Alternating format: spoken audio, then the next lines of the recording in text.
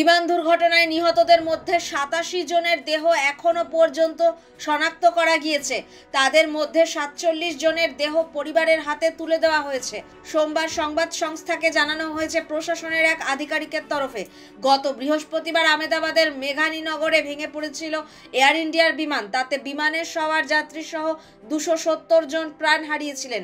বিমানটি ভেঙে পড়ার পরে তাতে আগুন লেগে গিয়েছিল। কেন্দ্রীয় স্বরাষ্ট্রমন্ত্রী অমিত শাহ জানান, বিমানে থাকা ১.২৫ লক্ষ লিটার জ্বালানি পুড়ে গিয়েছে। এর ফলে অত্যধিক তাপমাত্রার কারণেই যাত্রীদের বাঁচানো যায়নি, ঝলসে গিয়েছে বেশিরভাগ দেহ। সে কারণে শনাক্তকরণেও সমস্যা দেখা দিয়েছে। নিহতদের আত্মীয়দের ডিএনএর নমুনা সংগ্রহ করা হয়েছে।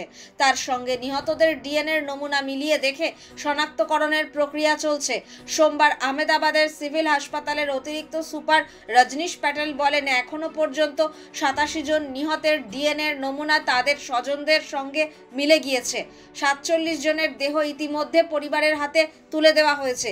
যাদের দেহ পরিবারকে দেওয়া হয়েছে তারা গুজরাটের ভারুচ, আনন্দ, জুনাগড়, ভাবনগর, বডোদরা, খেরা, মেহসানা, আরাবল্লী, আহমেদাবাদ জেলার বাসিন্দা। গত বৃহস্পতিবার দুপুর ১:৩০ আহমেদাবাদ বিমানবন্দর থেকে উড়েছিল এয়ার ইন্ডিয়ার বিমানটি। গন্তব্য ছিল লন্ডনের অদূরের গ্যাটউইক।